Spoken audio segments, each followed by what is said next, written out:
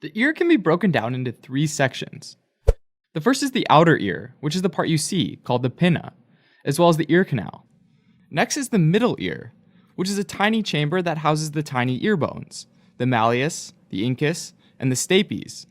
And finally, there's the inner ear, which has very special tissue structures called the cochlea, which converts sound waves into electrical impulses for the brain, and the semicircular canals which help with balance. Between the outer and middle ear is an eardrum, also called the tympanic membrane, so no air passes between the two areas.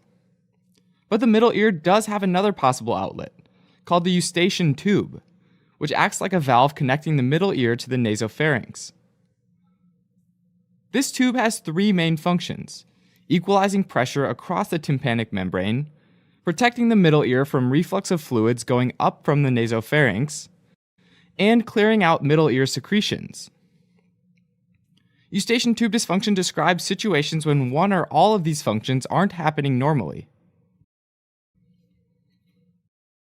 In an adult, the eustachian tube is a roughly 4 cm long part bone, part cartilage canal that's surrounded by 4 key muscles: the tensor veli palatini, the levator veli palatini, the salpingopharyngeus, and the tensor tympani. And it's those first two that help a lot with opening up the tube. Actions like chewing, swallowing, and yawning all pull on these muscles to help open up the eustachian tube. The first and most common type of eustachian tube dysfunction relates to a problem equalizing pressure across the tympanic membrane. And a classic example is on an airplane. As the plane rises, the air pressure decreases. Since the middle ear chamber is a closed environment, its pressure stays relatively high and the tympanic membrane can start to bulge a bit into the outer ear.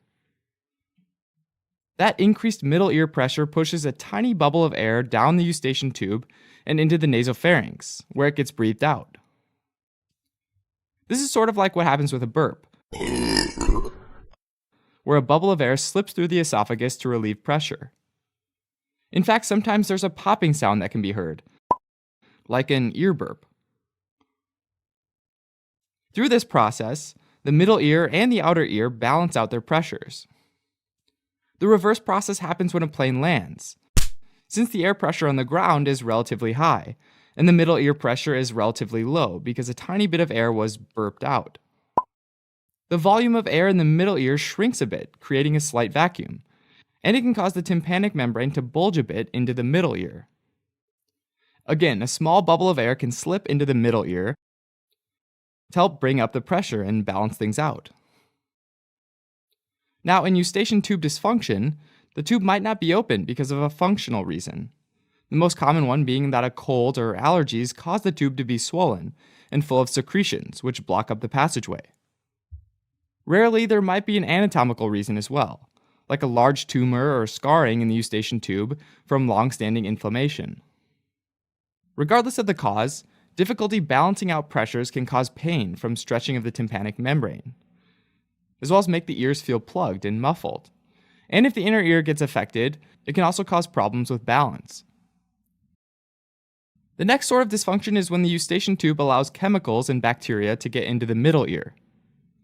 This sometimes happens when individuals are born with eustachian tubes that stay open most or all the time, rather than being structurally built as valves. Other times it can happen in infants and children who naturally have short, floppy eustachian tubes that also don't do a good job of preventing substances from refluxing back into the middle ear. This can be a real problem when there's a lot of positive pressure on the nasopharyngeal end of the tube, which happens with crying and blowing your nose. Finally, the third sort of dysfunction happens when the eustachian tube and the tiny cilia within it are unable to clear out middle ear mucus secretions. Sometimes this can result from toxins like cigarette smoke, which damage the cilia, so that they can't flick back and forth normally to move the mucus. The dysfunction can also be associated with systemic conditions, like cystic fibrosis, which causes secretions to get really thick. Regardless of the cause, stagnant secretions can get infected, leading to more complications like otitis media, an infection of the middle ear.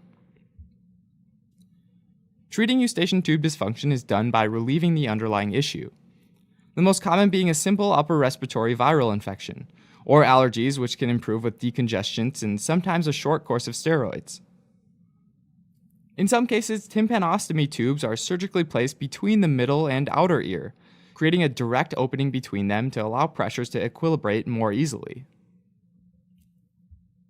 Alright, as a quick recap, the eustachian tube connects the middle ear to the nasopharynx and is useful for equalizing pressure across the tympanic membrane, protecting the middle ear from reflux and clearing out middle ear secretions. Eustachian tube dysfunction affects all these functions and can cause pain, muffled sound, balance problems, and can also lead to infections like otitis media. Thanks for watching. You can help support us